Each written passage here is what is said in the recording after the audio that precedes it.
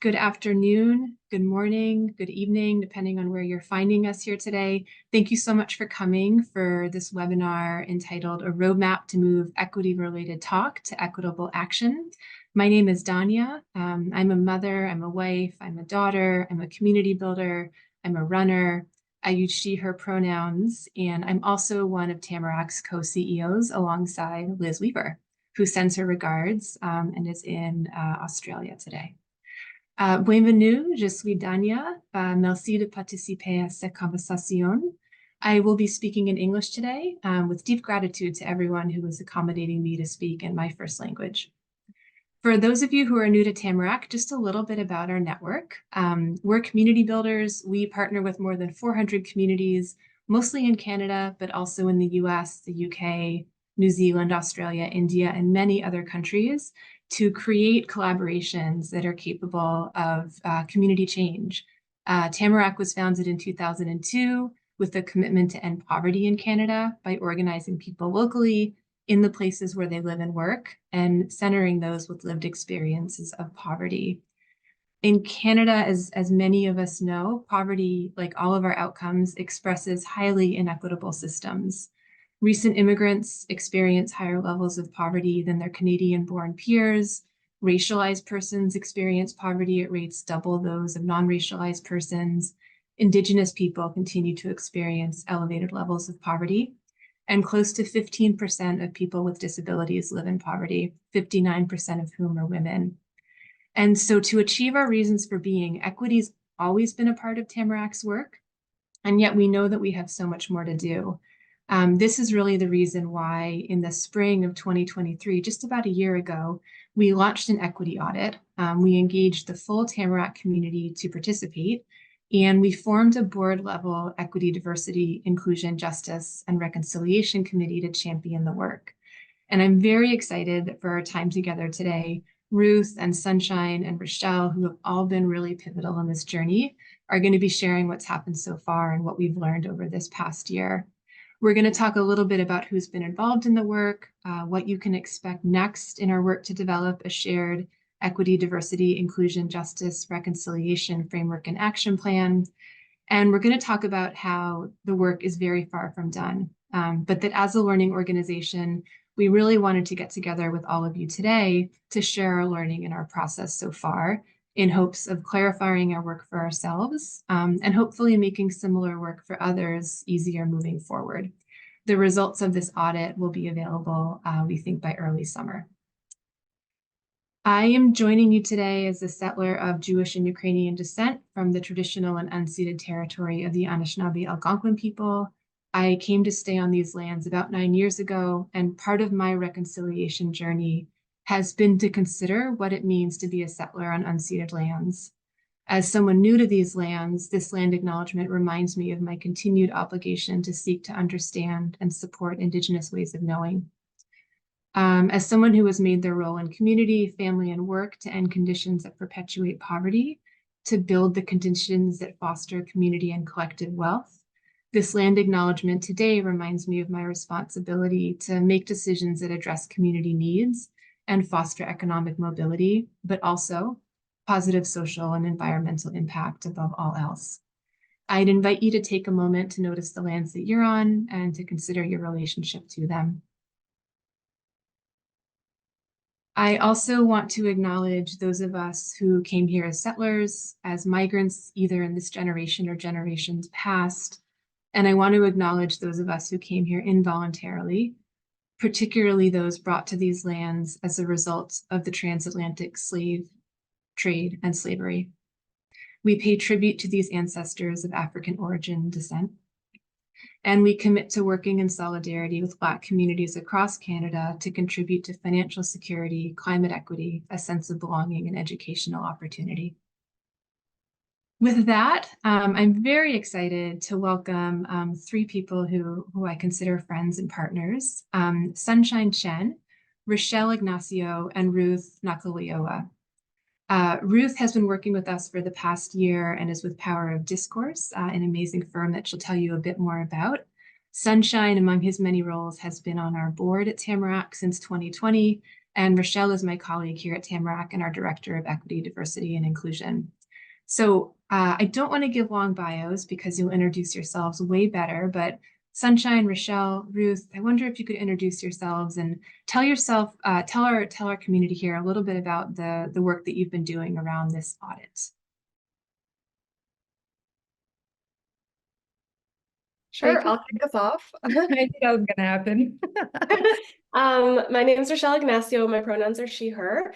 As Danya mentioned, I'm the Director of Equity, Diversity, Inclusion, and I support leading the Justice and Reconciliation work as well. A little bit about myself, I put that I'm from Treaty 6 Territory, Métis Region 4 in the chat. Feel free to introduce yourselves and the lands you're calling in from. We'd love to see just where everyone is from and the different Indigenous communities that they're in relationship with as well. I really started at Tamarack thinking like there's this external component and internal component to this work. But getting here was really like excited about diving into the internal. I have an organizational equity background working with large corporations and municipal government. And I do a lot of community building, specifically in Edmonton's Black community. So those are some of the lived experiences that I bring into my work. And I'm not going to do a long bio as well. My bio is on the Tamarack website. So maybe I'll pass it over to Ruth. Thanks, Rochelle. And thank you, Danya, for the warm welcome, and to Jamie and anybody else who's worked really hard to organize this event today. I'm joining from the lands of the Songhees and Esquimalt nations known as Victoria, and really grateful to be in this space with you folks today.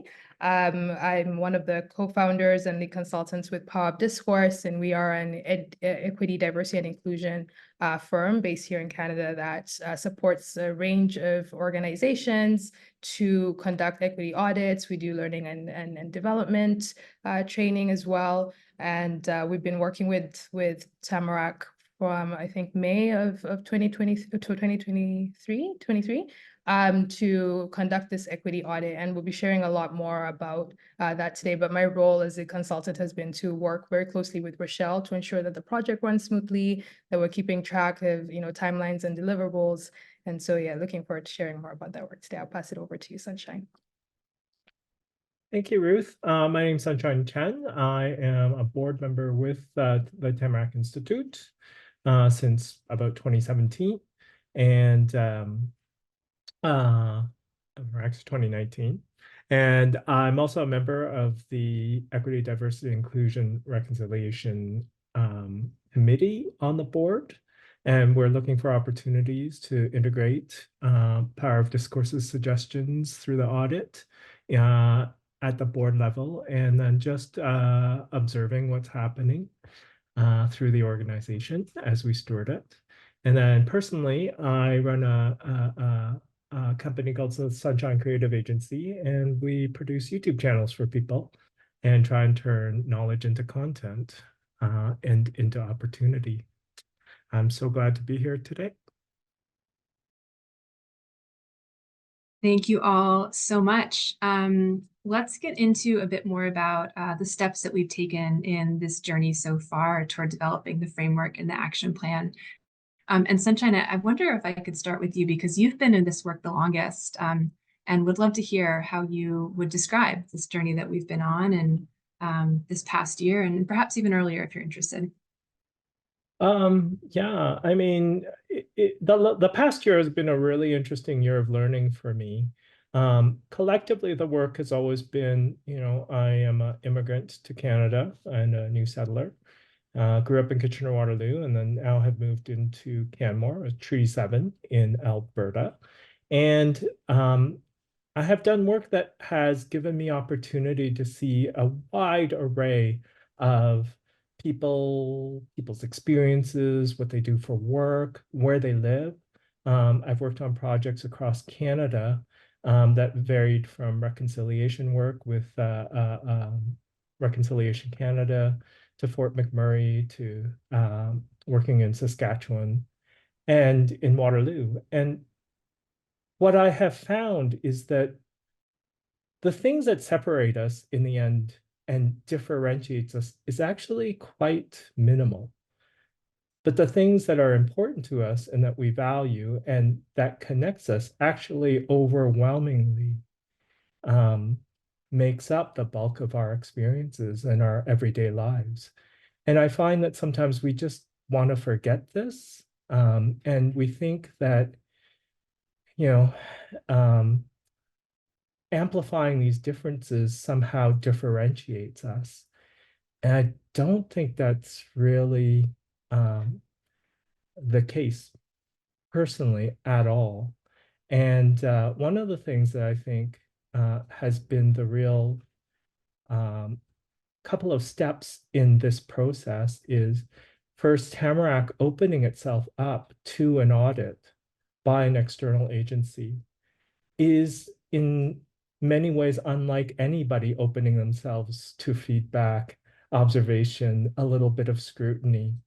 It's uncomfortable and it's awkward, and I'm starting to watch more and more that the awkwardness is the progress. If I can use a little personal story for myself, in this last year, I've had a little bit of a reconciliation journey for myself and my own Chinese Canadian immigrant roots. And I've started to appreciate more and more going to dim sum at Chinese restaurants where there's these awkward moments where there's a new member, a new partner that's come into the family. They're sitting with 3 generations of a very traditional Chinese family. And everybody is trying to find their way of how to negotiate, navigate, and how to welcome this person in and deal with, I don't know how to use chopsticks. I don't know what you're eating. This is all strange and weird to me. But I love the awkwardness because it starts to show us a world where this work is taking us into a world that no one has the answers for. And the only way we're going to move forward is to co-create it together. And I keep thinking more and more is, how do we not let what we know get in the way of what we'll become? And so respecting tradition, honoring the past, but also be, if I can say, wildly excited and enthusiastic about moments of progress, change, and evolution to a scary, unknowable world. Thanks, Sunshine. I remember I'm reflecting on, I don't know when, but I have a weekly huddle with Danya and Liz, our co-CEOs. And I remember Liz saying, it's starting to feel a little muddy. And like equity work is challenging, and trying to figure out like where are we at in the organization and what are our next steps. Definitely is this process that is not like a linear process. There's ups and downs, ebbs and flows to it. And I think that we've really experienced that at Tamarack. I don't want to like sugarcoat. This is an exciting week for us. It's kind of like the last week that we've been looking at the recommendations before we pass them along back to Power of Discourse for the next phase, which we'll get into. But yeah, like it's been, people have had to get vulnerable. People have had to confront like their own assumptions about what our work has been, thinking about like who's excluded from the Tamarack ecosystem and who are the people that we want to reach out to. I think those are some of the like real goals that we have, is like just how do we shift the way we work so that we're more equitable. We do such phenomenal work already, and I don't want to discount that at all. But just like stopping to think about like, what are the narratives? Who are we inviting into the spaces? How are people using our platform? Those are really like the crux of like why we're embarking on this initiative. And we couldn't really do it without the support of members such as yourselves, the staff, the board, co-CEOs, everyone that's been involved in this journey with us. I have some more of the like technical of like the steps that we've taken along the way, but I wonder like Ruth, if you wanted to weigh in and comment so far. Yeah, I totally agree with you both. I'm glad you brought up that aspect of feeling vulnerable and uncomfortable, because that really is a big part of this work. And, being able to trust external folks to come in and really look at all aspects of your organization is never easy. Taking in all those recommendations can be overwhelming. But really taking the time to not just recognize and be wary of the gaps and the challenges, but also taking time to celebrate where you're well on your way. We're really intentional about really embedding that throughout our recommendations and our findings, because we want to show folks that we're not just coming in to point out all the wrong things that you're doing as an organization, but also finding time to celebrate all the great work that has been going on even before we started to engage with you. And maybe I'll start us off with a bit of the technical parts, and then I'll give it back to you, Rochelle. But where we really started was with that goal setting session with a few staff. And this came after the introductory meetings with board members and staff. But this was a really important session for us, because this is where we get to learn about organizations from, your viewpoint. What are your values? What are your goals with this audit? Where do you feel that the current gaps are, but also what are the strengths of your organization that we can build on? That really sets the stage for the rest of the audit and all the other engagement pieces that came after that. Yeah, I want to take us back a little bit. So we started developing our request for proposal back in December, I think, of 2021. And one of the big lessons for me throughout this project has been allocating enough time. So we put out the proposal, it was right before Black Futures Month. And then some of the feedback we got was that a month wasn't sufficient to respond to an RFP. And then the identities of the people who were responding, many of them were Black, were saying that it was really challenging to respond within the time frame, the month that we had chosen. So just being really intentional about thinking through some of those challenges. Also, we used a cross-collaborative team to select the consultants. I was the only director that was part of that team. So really from the beginning, trying to figure out how are you embedding staff across all levels of the organization. Liz and Danya were more like, this is the consultant you've chosen. Okay, like, let's go ahead. They didn't get too far into like the weeds of that whole process. They really trusted, like, move at the speed of trust, right? Like allow the staff to help guide that process and feel that they could shape it. Ruth spoke to, like, developing those relations. So even before we decided like the power of discourse is the way to go, like we had meetings to understand, like, is this a relationship? Will they move it, like I don't know what I'm trying to say, like how Tamarack operates, like, are they going to like embed and integrate into the way that we do our work, was a really key consideration. And so I think when you, like, even if you're working with a consultant or you're not working with a consultant, who's leading out the work? Like, how are they setting up the structures, the meeting spaces for how they do that type of work? And Sunshine, maybe you could talk more about the engagement with the board in the early days and what that looked like. Yeah, I think this work opens yourself up to new things that, like, you don't even know what you don't know until suddenly it pops up. And yes, like Ruth was saying, there's vulnerability, there's awkwardness, and there's an even real sense of I don't know, and we don't know, and who's more right.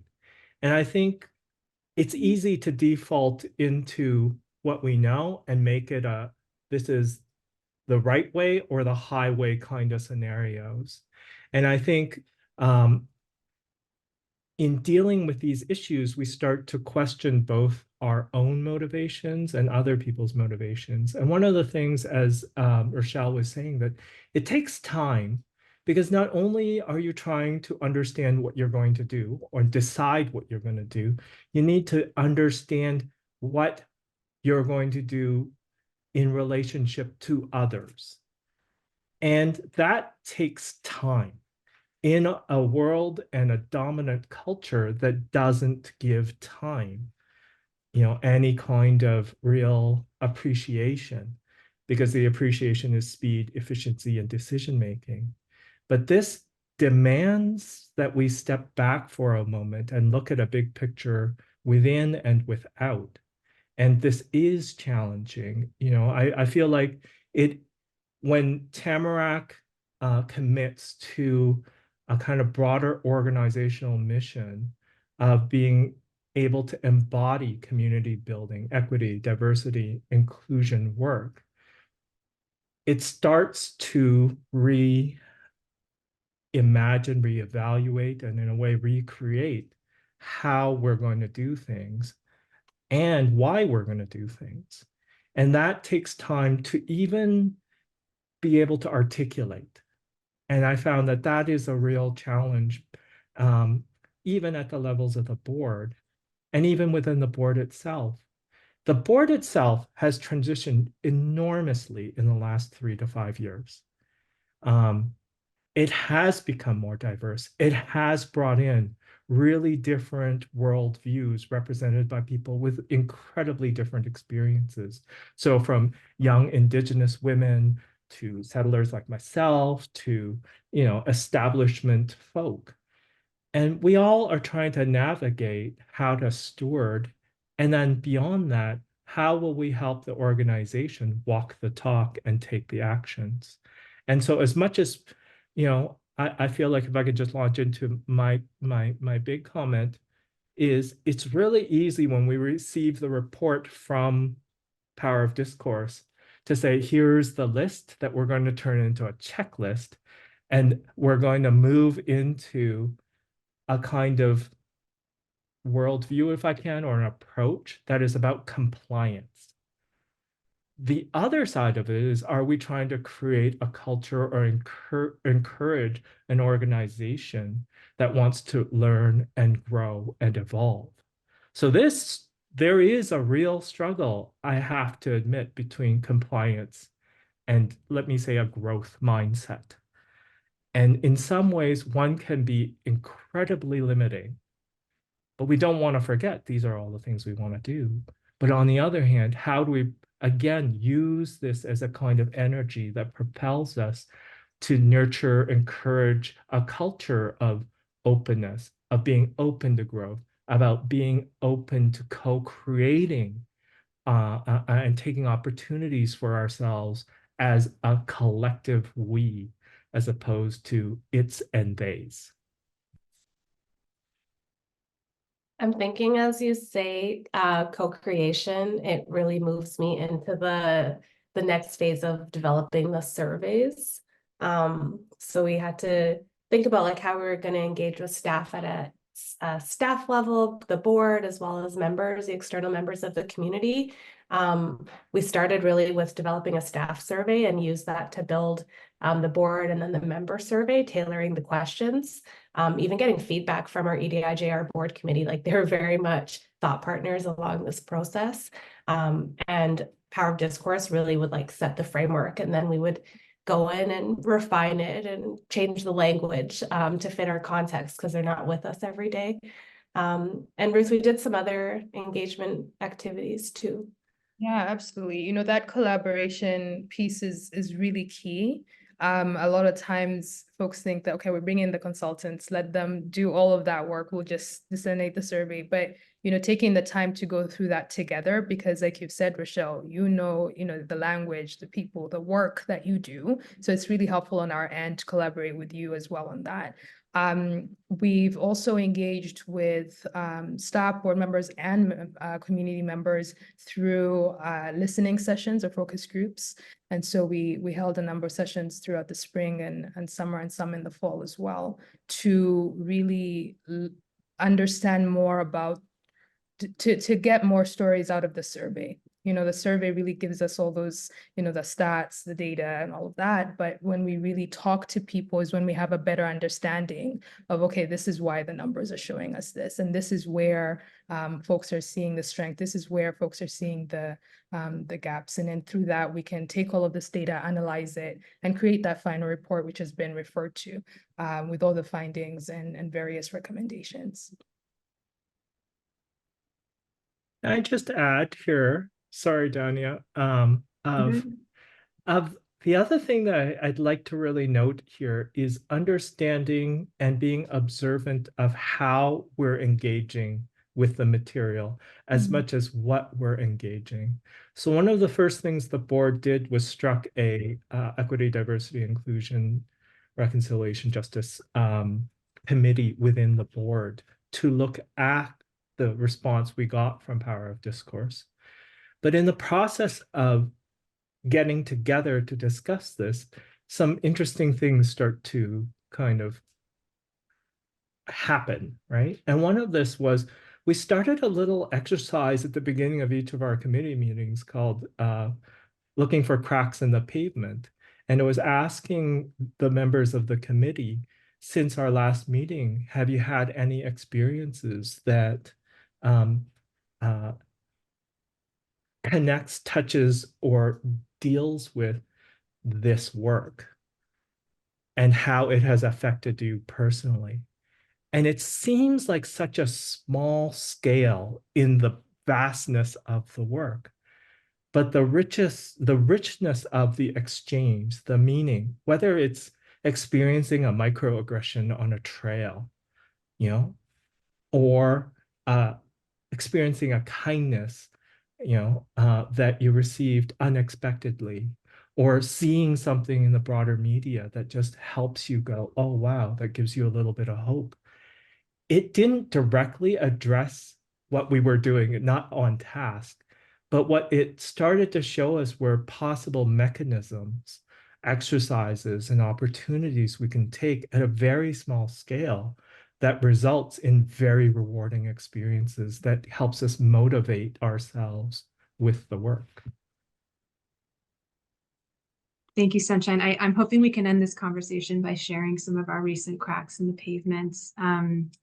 And I want to say for now, thank you all for lifting up the importance of having this be all work based in our values. And thank you for lifting up this idea of the importance of the process. Part of what I heard you all speak to was that the process is critical, the process is awkward, the process is nonlinear, the process takes time, and it takes other resources. But I heard you talk about the process as being something in our bodies, the process as being something that kind of lives out in our relationships with each other, and also as being something that is very much influenced by what's happening in the world right now in our local communities and then in the broader world, and the pieces of the crises we're experiencing around the world that impact us and the people that we love personally. So thank you for noting that. I think in this work, it's critical to think about, as you said, how we do things in the process as much as it is about where we think we're trying to get to at the end of it. I do also want to note as well, and perhaps Rochelle, you want to add a little bit more to that. We're very grateful to our partners at Imagine Canada for the benchmarking work that they did in their Equity, Diversity, and Inclusion report last year. It very much informed our survey questions and some of how we think about this work. So Rochelle, maybe I'll pause and see if you want to add anything there. Yeah, I think there's a ton of resources that can feel overwhelming to how you want to get started in this work. Power of Discourse usually uses the Global Diversity, Inclusion, Equity benchmarks. We'll share the links in a share back, so don't worry about capturing that mouthful. But given that we're in the charity sector and a relationship with Imagine Canada, they had done an equity benchmarking project in the nonprofit sector. And some of the revelations were that people didn't feel that the nonprofit sector was that equitable. And so instead of comparing ourselves maybe to something that's more of like an organizational benchmark, we decided to shift and use this Imagine Canada data as a comparative baseline so we can compare to other organizations similar to us, but then also how we can use the data we have now as our organizational benchmark and evaluate our progress over time as we continue to use these questions in membership engagement or staff engagement or even board engagement to see that we're actually moving in the direction that we want to see. Just because we have a recommendation, that interpretation, we've had so many conversations about them across the organization, it varies, right? So we could get the interpretation wrong. And then when we go to do a remeasure of the success, it could show that we're not hitting the mark and we have to go do some more work to figure out what was actually meant when that recommendation was brought forward. So I think the work is never really done. It's just going to shift over time, but making sure that you have some benchmark, something that you can go back to over time is really important. You've talked a little bit about some of the roadblocks and some of what you use to address those roadblocks, but anything more than any of you want to say about roadblocks that you've come up against personally so far in the first stage of this work? You know, when conducting these equity audits, we have to recognize that organizations are in full operation. You're not shutting down for a whole year while we conduct an audit, right? Especially if you're offering services and support to community, you know, that work continues while we carry out the audit. So it's very difficult sometimes to get folks in the same room for a listening session. It can be very difficult to get folks to dedicate time to fill out a really long survey in a time where we're receiving so many calls to share our feedback. So that can be really challenging. Those are roadblocks. But I think that what has been really helpful is communication on both sides in terms of, you know, what needs to be done so that we can get the engagement that we're really looking for, and also recognizing that flexibility is really important. I think Sunshine talked earlier about, you know, time. It's all about, you know, speed and progress and all of these things without really taking the time to take our time. And, you know, we have to recognize that we are bound by time and due dates and all of that, but there has to be reasonable shifts within the process. Every time I'm doing a work plan, when I'm doing the months, when something is due, I'm like, okay, plus 1 or 2 months, because, you know, you can't always, you're engaging with people, you're working with people, and things are coming up, you know, there's so much work to be done on their end. So we have to recognize that we have to be flexible to a great extent throughout this process, but also having a reliable point person. And that has been Rochelle for us. So shout out to you, Rochelle, because it's really difficult to do these audits as external consultants when there's no person or two people, so that the one person doesn't feel overwhelmed. So there isn't people that you can rely on to relay the messages back, to, you know, make sure the morale is still up, to, you know, give us feedback on how we're framing things, and, you know, how we need to adjust our times and work plans to make sure that we can properly engage with people. So even though there have been those roadblocks around low engagement and shifting timelines, I would say that to a great extent, we've been able to address that by being flexible and communicating. Our discourse has been the most flexible. Ruth and I have met mostly bi-weekly since the start of this last year.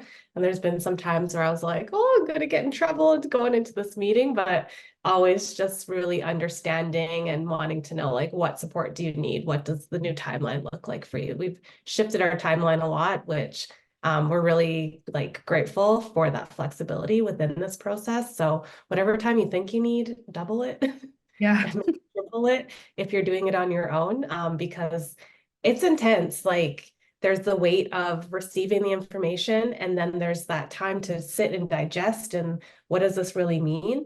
And then there's that time to do the action. Like, how right now we are in that action of how do we develop accountability? How do we set deadlines? How do we bring staff into that process so that they feel heard, they feel valued, that they know how this is actually going to affect the work that they came here to do.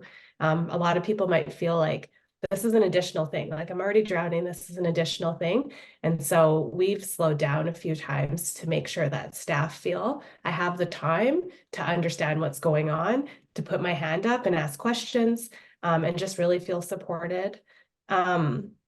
Just touching as well on the engagement. So I think one of the most challenging things for me coming to Tamarack is that we're this bilingual organization. I don't speak French at all. And so I've learned and used this as a learning opportunity. How do we engage with our Francophone community through this?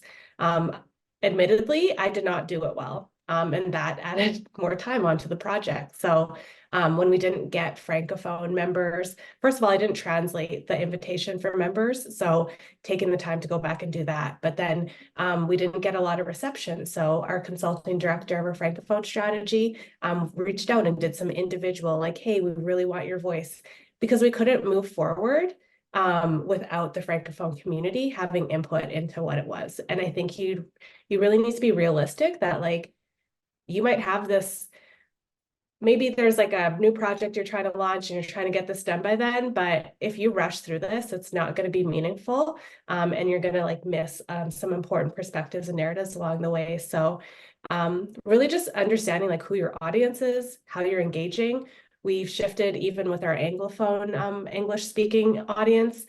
The first invite didn't get a lot of feedback, and so we did this more invitational approach. What are you getting into? How is your time being valued and compensated? So just really being flexible, I think, is the biggest thing. If I can just add 2 points, one minor and one bigger, was that when you open yourself up to a process like this, one of the things that I think we had to be observant of is when grievances start to move in, and how opening up in one thing meant that you're taking feedback in other things. So we could be talking about equity diversity in terms of a cultural space, but all of a sudden we could be looking at severe inequities in a professional sphere that has to do with professional development, career opportunities, and so forth. And that can very quickly make it into the feedback, even though that was in a way out of scope.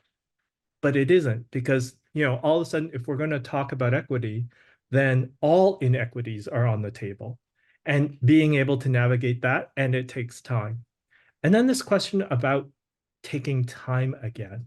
And I think we also need to connect it with priorities and what we value. Yes, it's time that we need to take to work on equity. But, you know, right now, Danya and I have talked about this ebook by David Brooks, The Art of Seeing Somebody Deeply and Being Seen. That on the one hand, we could be struggling with, you know, I don't really know my team. I don't really know people at my company. I don't know people in the organization.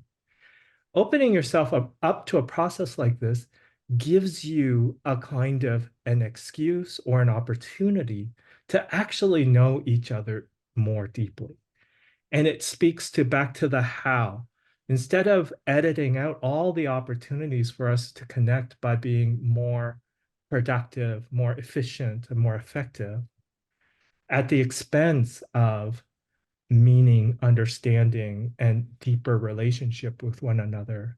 What if this was an opportunity to do that, as opposed to another exercise that we need to do because of some kind of ideas we have about complying to either professional, cultural, or social demands that are externally put upon us? Then Chen, at the board level too,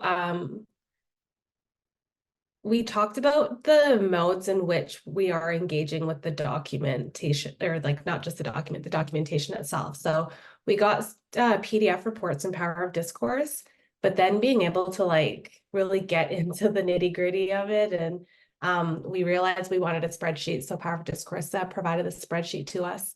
And then at the board level, eventually we had this Word document because the spreadsheet wasn't a conducive mechanism to have like conversation and see who's sharing different thoughts and perspectives. So I think that's like an important consideration. The spreadsheet is not the end goal for us. We will have like a published framework and action plan, but we needed some stopgap measure in order to work asynchronously and to work with the different like board and staff throughout the different stages of how, since the end of January, we've really been looking at these recommendations. And I would say, just listening to the two of you reflect on this process, is I think a lesson here for folks who've joined us is, you know, do what works for you, right? So if the spreadsheet that we create is not working, okay, do a Word doc, you know, have conversations, right? So it doesn't have to, there's no one way, there's no one right way. And so finding the balance between, yeah, these are the recommendations, but this is how we can engage with them. And this is how we're going to make it work for us as an organization at all levels of the organization is also important. You all make me think the depth and the breadth of any input or feedback that we get from a group of people depends on having a creative and spontaneous and flexible process. And so I've learned a lot this last year about how to not center the target dates that we had set for getting back surveys, the target dates that we had set for doing the focus groups, but instead centering what have we learned, what's the breadth and the depth of the information that people have been kind enough and generous to offer us, and what do we need to do next to make sure that the depth and the breadth is there, because it's the basis for what happens next. And the solutions that come, the actions that come will only be as strong as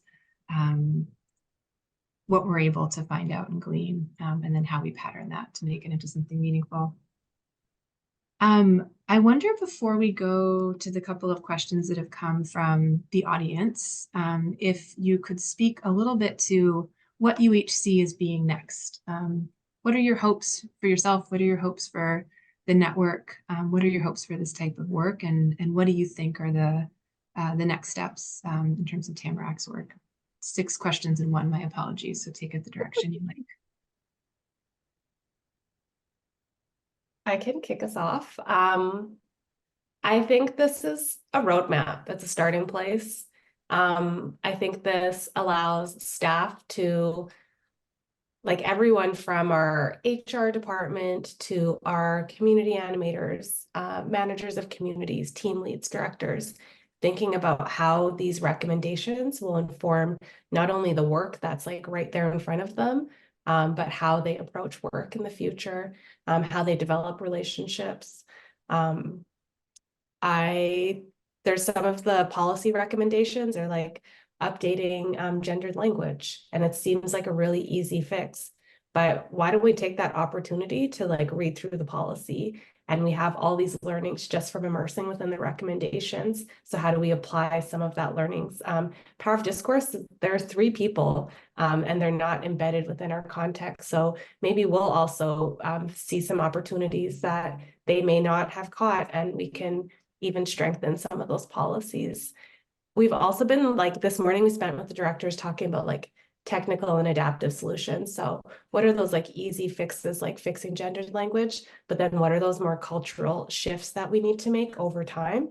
And Tamarack's been on this like cultural transformation journey when it comes to equity for a few years now, and it continues to evolve, and we just continue to open our mindset, heart set, and skill set for how we embed equity, diversity, inclusion, justice, and reconciliation, but how we also have like grace and allow us to make mistakes and learn from those mistakes along the way. We're not claiming to be perfect. I don't think anyone at Tamarack's claiming that. So I guess my like hope is that we're opening this process to you. We're exposing our own vulnerabilities. And we hope that if we make those mistakes, you'll tap us on the shoulder and like have a really respectful conversation, because our intent is always to do the right thing. And Danya, I hope you'll answer this question before we like move on from this at the end. You know, my hope for Tamarack and any organization that we work with is to see this work continue. One of the things that I do, I always check up on clients' websites and social media and what's going on with them, just to see. We also, of course, have those official progress checks that we set up when we're done officially with the work, to see what, you know, progress looks like for you in different ways. But I love that you've touched on that, you know, we're not trying to be perfect, because that's one of the things that actually has stood out to me in this whole process. That there is this understanding that the goal is not to be perfect. When we were conducting a listening session, we asked folks, usually we ask folks to reflect on where we are now and where you're coming from, but we also took the time to ask participants to think about where they would like to see Tamarack in the next few years. So we specifically asked, you know, what would Tamarack look like if we embedded all EDIJR practices, systems, procedures, policies, and so on. And after hearing so many great, inspirational, futuristic responses, somebody was like, it's going to be messy. And that was a really good reminder for me, lesson for all of us, that, you know, mistakes can be made along the way. I've seen so many great ideas not leave the boardroom. I've seen so many great initiatives not leave that staff planning retreat, because there's this idea we need perfect people, perfect situations. We need to have all the resources. And sometimes it really is just about getting started. And even if there's a little bit of mess along the way, you have the tools to, address that and clean that up, right? I think a lot of us are not looking for that perfection, but to really to get moving. EDI by nature is about, disrupting systems, asking why we're allowing the systems to not work for us. It's about examining who are we leaving out. That's not going to be this beautiful linear process. There's going to be things that come up along the way that we need to address. So hearing, Rochelle do a call around feedback along the way, it shows me that this organization is, going to be holding itself accountable and allowing others to hold you accountable as well. Being okay with a little bit of messiness along the way is really key. I like that. So for me personally, the big question is this individual and collective actions we can take. And one of my hopes and goals is, how do we take the suggestions, the recommendations, and the report as a whole and observations to empower individuals in their work, not just defining more rigid roles, positions, and things that they need to comply to. And in a way, I have this vision that was inspired by watching something, but this idea that, is it possible for us to make it okay for individuals to choose to speak out, speak up, look out for each other, and flood the organization with countless imperceptible acts of individual kindnesses, like the opposite of microaggressions. I don't know, micro kindnesses, I don't know what you call them, right? Like, that lays the groundwork to encourage this culture of growth and support. And I work with a lot of pretty serious business consultants, and they said, when you get into that place where people feel empowered and they take ownership for their decisions and choose, to take opportunities, but knowing that they have their backs, that somebody has their backs, and the organization and collectively other individuals in the organization and team are looking out for them, you're creating something that is now popularly being called as agile organizations. They work faster, they're higher performing, they understand how to move and work collectively to co-create. And then the last thing I want to just share is this: once we are able to kind of appreciate each other's abilities, backgrounds, experiences, and knowledge, right, and both strengths and challenges, I heard, instead of just tolerating each other's, equity, that we actually strive to be equal to each other. That is an aspiration, not, this thing that we are required to be, but this, like, I can only hope to be able to have as broad vision on diversity as Rochelle, or I can only hope to be able to, manage an organization like Danya, and I bring my own strengths to the table. And it is a really, for me, inspiring vision about how we can collectively co-create together while being empowered individually. Sunshine mentions in a meeting recently the idea that there are no small projects.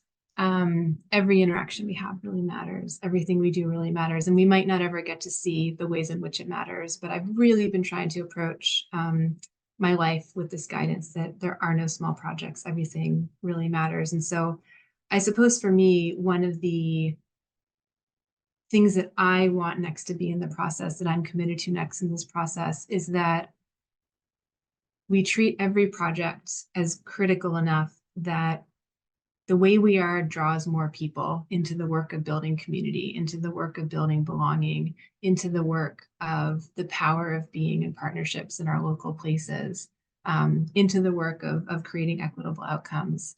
I hope this is something that grows community and helps people to see that they are invited into this work and they're essential in this work. More practically in the process, very excited to share out the framework, the recommendations in a couple of months. Very eager to figure out how we report back on it and set up the internal learning processes to continue to learn so that we can report back in a way that's not technical, Rochelle, to use your words, but is really based in an understanding of how our culture and ways of being are changing and how that way of being is helping us to improve progress toward equitable outcomes. And very excited to embed this into our operational plan. Tamarack is working under a 2030 strategic plan right now. We've begun a process of every year working with the team to set an operational plan.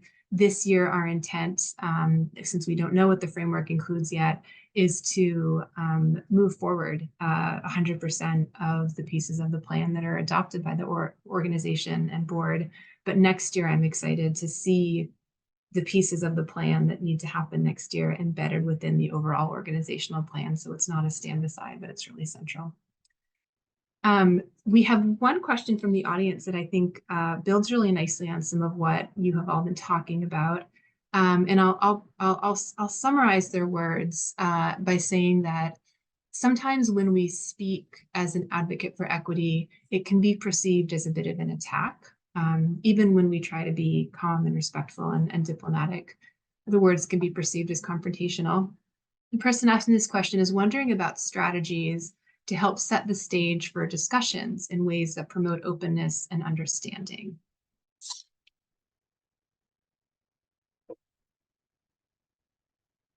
I think this, you have to think about the communication styles, like not only your own communication style, but the communication style of the person that you're speaking to.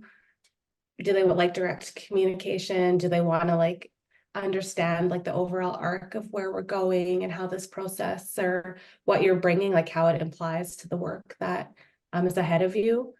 I think the fundamental is like, why are you doing this? We spent a day last week, Danya and I, in this workshop about building the public narrative. And it was talking about how, what's your personal reason? Like, why does this work matter to you? What's the collective experience that applies to this work? And then why is it urgent that we talk about this work now? It was a really impactful workshop, and I was speaking with my mentor yesterday, and my like 30-second overview of it, he's like, wow, I feel like I like understand you so much better just by listening to your story. So maybe thinking about like, what is your personal reason and how do you use your personal reason to like bring in the collective? I also, one last thing that I have that just came to mind is we often talk about, and Sunshine mentioned this, like our differences, but we don't talk about the things that we have similar. We have similar interests. We want to have a kinder world. Like, where is our starting place at sometimes with these conversations? Because we're all on different journeys. And so it can be frustrating. I've definitely been in those like rooms where it feels like you're just like talking to people that are not engaged. They're not in the same conversation. They're not on the same level as you, but it's sometimes like setting your expectations a little bit lower so you can break through into that conversation. And I'd be happy to talk more with you about this as well. Those are really great points, Rochelle. I'll say that for me, I know as a Black woman, you know, doing equity work, I know that a lot of times, especially when I'm talking about anti-Black racism, I'm labeled as angry and all of these other things. And it's not even usually anger, it's usually passion. So getting people to, you know, understand that. And as Rochelle has mentioned, we're all on different levels in terms of understanding when it comes to advocacy for equity. And what we really like to start off with is, language and how we frame things. So what does equity mean to you? When you think of equity, diversity, and inclusion, yes, these words are being used as buzzwords, but really in our organization or in the work that we're doing, what does this really mean to us? Finding those similarities and building off on that is really, really, really important. And sometimes what I've also learned is to discern or to recognize when there are people who are trying to get me in a gotcha moment, or they're trying to not really listen to what I'm saying.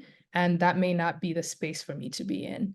And then there are those who really want to better understand. So having that patience to, come together and talk about language, talk about what these terms mean to us, talk about, what next steps could look like on a level that anybody in the room can understand. Because sometimes we get caught up with this, high level, and sometimes we want to like break it down so that everybody, no matter what your background is, however you're coming into the space, you have an understanding of how this impacts you as well, the organization as a whole.